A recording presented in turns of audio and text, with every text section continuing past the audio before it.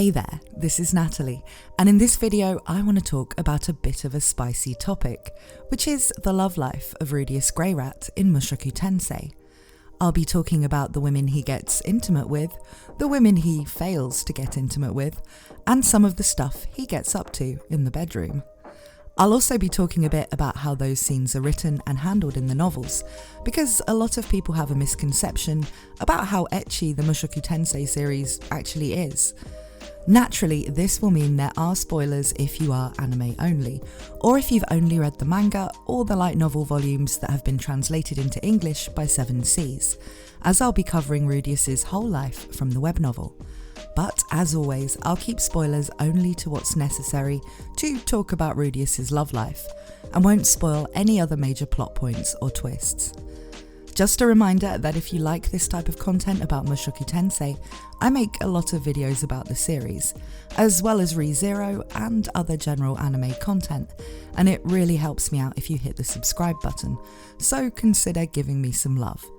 Now, with the spoiler threat level and the YouTuber stuff out of the way, let's talk about our boy Rudy and his sex life.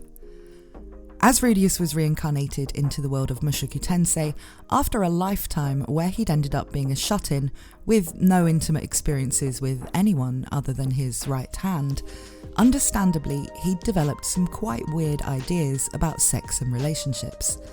This, combined with the growing frustration of being reincarnated as a baby, so having to wait through a whole other period of growing up to be able to act on any of his romantic interests, led him to behaving like a bit of a creepy kid.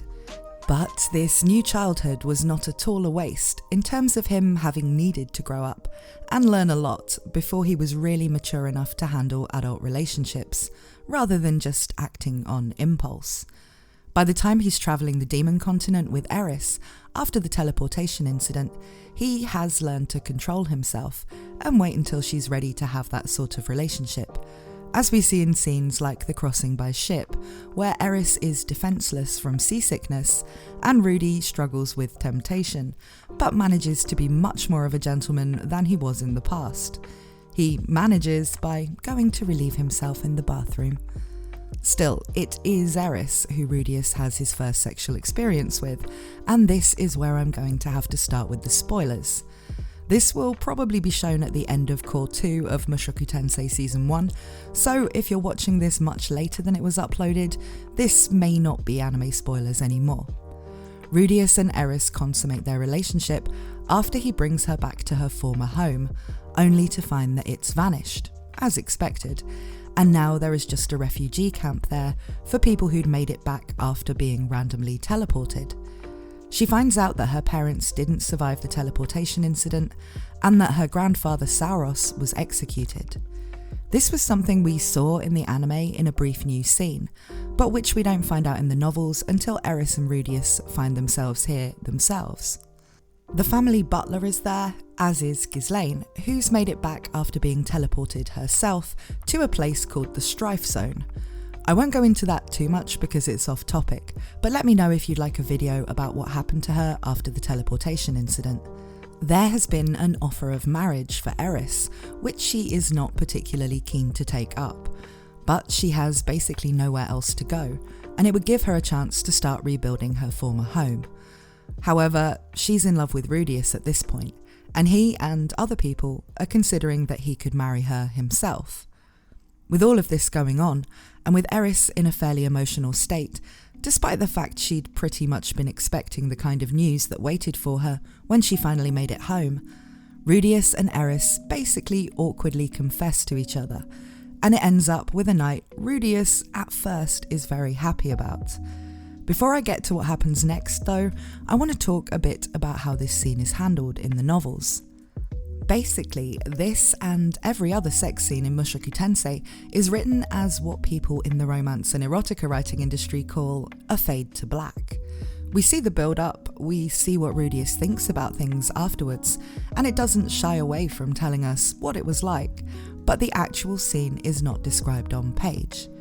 This is an interesting choice, because if Mushoku Tensei was written as a kind of lewd story, which a lot of its detractors seem to think it is, these scenes would have been covered very differently, with the intention being for them to be as graphic and titillating as the author could get away with. As someone who used to make a living writing lewd novels myself, it's very easy to tell that that isn't the point of these scenes. They all serve a purpose in terms of Rudeus and other characters' development. And actually, while there is a lot of talk about spicy things in the novels, these are more to show the characters' different attitudes and experiences rather than to make the books themselves spicy.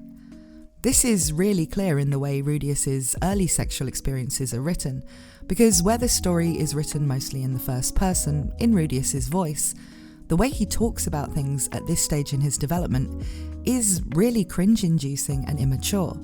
So we can see that despite having a whole lifetime behind him, he's still very much someone who is new to all of this and has a pretty juvenile way of thinking about things like virginity. This makes the way these things are written intentionally unsexy, and instead has them tell us a lot about where Rudeus is in his general growth, by the way he talks about them. But to get back to the story, this single encounter will end up being Rudeus's only one for quite some time, because it's here that there's a more tragic result to both his and Eris's immaturity. When Eris wakes up, with Rudeus still sleeping, she decides that while she wants to be with Rudeus more than anything, she's not yet strong enough to stand by his side. She renounces her family name and leaves immediately to go and train with the sword god, resolving to come back to Rudeus when she's stronger. But all she leaves him is a badly written note, which doesn't really explain any of this. It fits Eris's single-minded personality that she would do this, and she certainly isn't the best communicator. But what she doesn't really understand about Rudeus, who she admires so much, is that he has a lot of self-doubt. When he wakes up happy about what happened between them, only to find her gone and a vague note, all he can think is that she's left him because he was terrible in bed, and she just generally doesn't want to be with him. This sends Rudeus into a very depressed state, and the psychological effects of, to his mind, having been immediately ditched by the first girl he slept with have physical effects too. He travels off in search of Zenith, who he hasn't heard any word of, but his plan is to make a name for himself as an adventurer and to have his fame lead to people putting the word out about Zenith and getting information back to him. He travels to a city in the north, more or less because it seems as good a place as any to begin doing this, and ends up loaning himself out to different parties to build a reputation for himself. Still very depressed about Eris, he doesn't really have a lot of motivation, and really just falls into a rut of working, sleeping, and working some more, and the only thing really keeping his strength up is praying to his holy relic, the pantsuit he stole from Rixy when he was a kid. He still genuinely reveres Rixy as a god, and thinking about her actually does get him through these tough times. Thinking about Eris, however, is something he avoids where he can. Still, over time he becomes somewhat attracted to a girl called Sara, who at first is distant and standoffish, but after he rescues her from certain death and spends more time with her and her party, she clearly becomes interested in him. They go out on a very awkward first date, and afterwards they're both keen to get it on. But this is where Rudeus discovers the true extent of the effect his mental state is having on him, because no matter what he or Sara does, he can't get it up. Thus begins what is basically the erectile dysfunction arc, which sounds kind of funny, but is really quite important to Rudeus's character development, and also means he's single and hasn't slept with a whole bunch of women yet by the time he gets in contact with the girl who will become his first wife. But I'm getting ahead of myself here. After Rudeus fails to perform with Sara, both characters feel incredibly awkward and humiliated, and Sara, whose feelings are hurt, is quite insulting to him. Rudy is now basically like, fuck my life, so he goes and gets wasted in a bar. Here he runs into a guy who's been antagonising him throughout the time he's been in this town, and to cut a long story short, they have a drunken fist fight, bond over it, and become bros. And the guy takes him to a brothel to try to sort out his performance issues with the help of a pro. The ladies of the red light district know Rudeus by reputation, and the girl he chooses is happy to help him, trying everything within her repertoire of skills, but nothing works. As dawn arrives, he's standing with his new friend and a hooker at the entrance to the seediest part of town, loudly venting his frustration, and in doing so loudly insults Sara, who of course is now outside, about to head off on a quest with her party, and was hoping to patch things up with him. She overhears, and it's too late for Rudeus to really explain, and so that relationship ends, leaving a bad taste in everyone's mouths. Rudeus ends up teaming up and travelling around adventuring with his new bro, and at this point in the story, Elise shows up. She's been looking for Rudeus to give him the news that Zenith's location has been found, and that Paul, Lilia, Roxy, Talhand, Gisu, and the people Paul was teamed up with in Millis are all going to fetch her, so he doesn't need to keep searching. There's a lot more detail about this plotline in my video about Zenith, so I won't go into it much here. Elise sticks around with Rudy, basically sleeping with all his new adventurer friends, but she and Rudy never get it on, because while they'd both been somewhat down for it, Rudeus knows that his junk doesn't work, and Elise doesn't want to get involved with him anyway, because the last thing she'd want is to end up being Paul's daughter-in-law. Soon though, Rudeus receives a letter inviting him to attend the Ranoa Magic University as a special student, which means he gets a lot of privileges normal students don't get. This invitation is the result of a certain princess named Ariel, who is attending the university, trying to attract talented people she can network with, and who can help her win the throne in her country of Azura. I'll be being light on details about this storyline in the video to keep things on topic, but I'll certainly make a video going into more about Ariel in the future. Rudeus decides to take the offer, mainly because he thinks the university might be a good place to research a cure for his erectile dysfunction. Elise decides to come along too and enroll as a normal student, because she thinks the school will be a good place to hunt for men.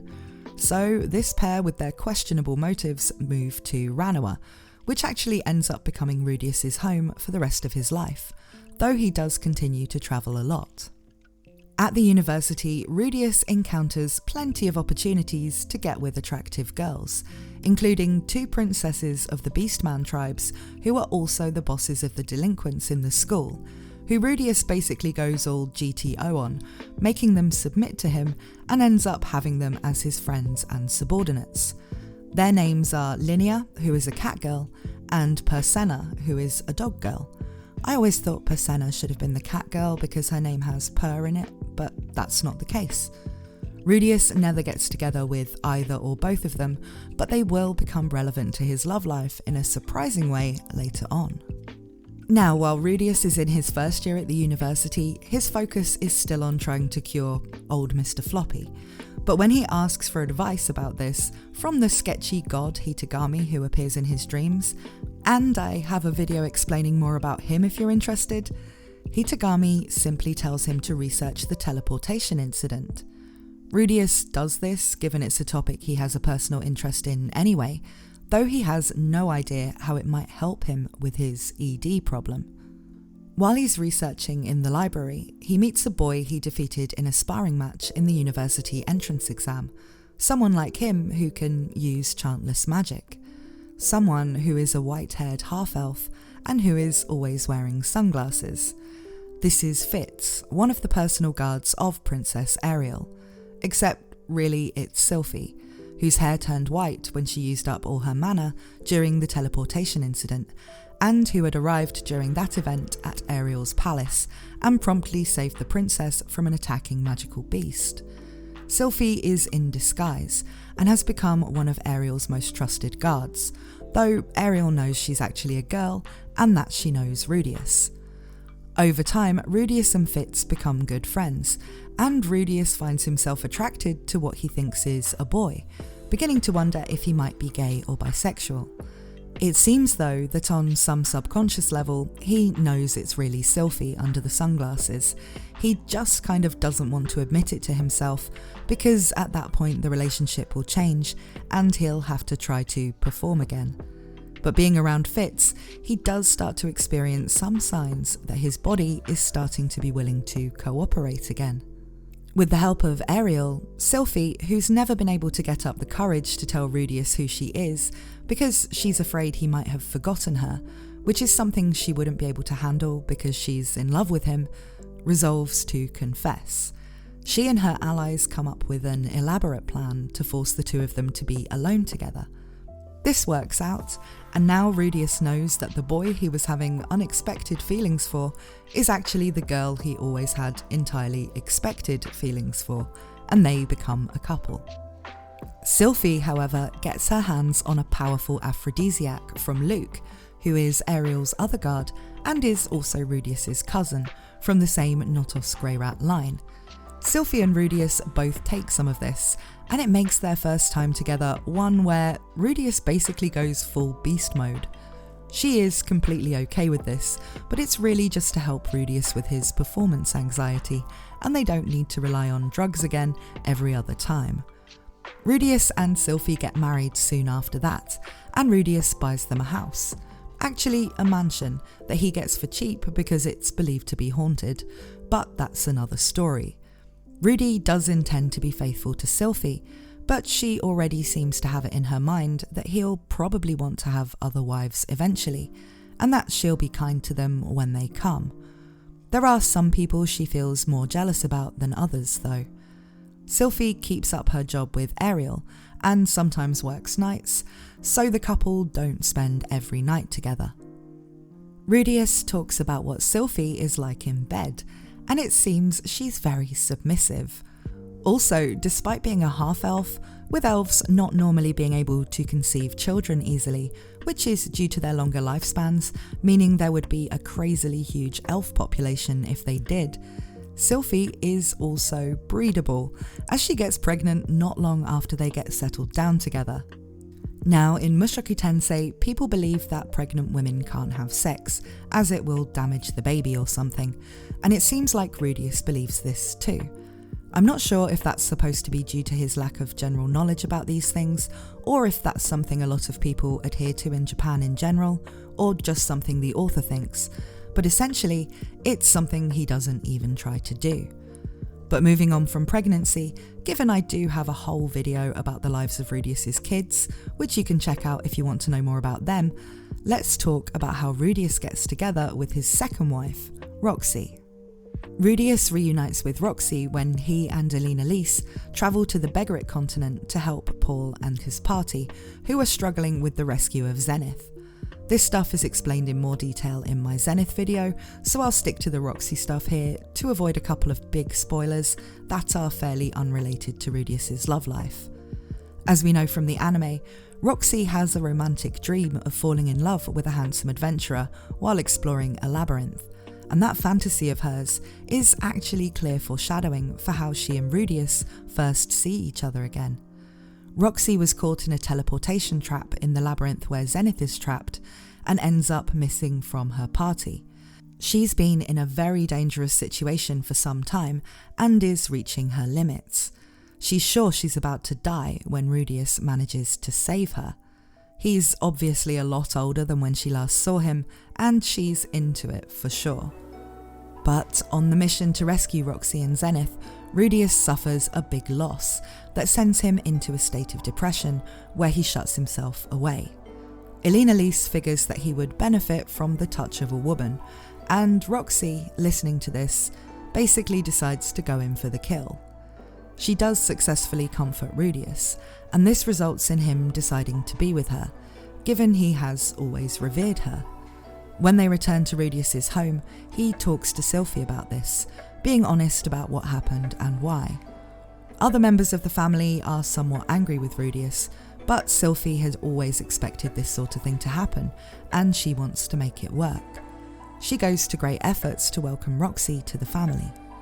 The sleeping arrangements now consist of Rixy, Sylphy and Rudeus each having their own rooms, and Rudeus spending the night with different wives according to a kind of rotation.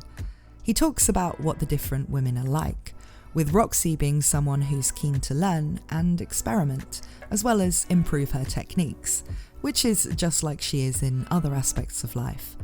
He says the women are very different, but he likes them both equally. However, being the thirsty harem protagonist he is, Rudy can't help but think it'd be more fun to be with both wives at once. He goes to a lot of trouble to create a nice romantic situation to suggest this in, as well as having Elena Lise sow the seeds of the idea with the girls. By the way, it turns out Elena Lise is Sylphy's grandmother, so yeah, imagine having your granny try to persuade you of the merits of having a three-way. Still, it all goes according to plan, and the girls are into it. Rudeus adds a third wife to his harem in the form of Eris, who makes her return from studying under the sword god as a fully grown woman with a Sword King title, making her the same level as Ghislaine. Her reunion with Rudeus is during a particularly important and dramatic battle, which I won't spoil, and she then joins the family as Rudy's third and final wife. Eris may have grown up, but she's as fierce as ever, and apparently slightly terrifying in the bedroom, though Rudeus doesn't really mind. He often jokes that he has 2 wives and 1 husband, due to Eris's more dominant ways. Now, remember those beast girls I mentioned, Linnea and Persena? Well, due to a lot of stuff that happens, Eris actually ends up with her own harem on the side, made up of these 2 girls, who she is also apparently very rough with. Still, it isn't until after the climactic events of the main Mushoku Tensei story that Rudeus gets an opportunity to enjoy some fun times with all 3 of his wives at once. Man, I really wonder if I've kept this classy enough to remain monetized. Them all heading off to bed together is actually one of the last scenes of the main part of Rudy's story. So there you have it, Rudeus Greyrat's interesting and spicy love life all laid out for you. But what do you guys think? Let me know in the comments what you think about Rudeus's wives and the stuff they get up to, and about how well you think these scenes are handled in the novels if you've read them. Thank you as always to my supporters on Patreon who are shown on screen right now, and special thanks to Catsy Boy Baby who sent me a very kind donation via Ko-fi. Thank you also to everyone who helps me out by subscribing to my channel and watching my videos. Thank you for watching this one, and I hope to see you again very soon.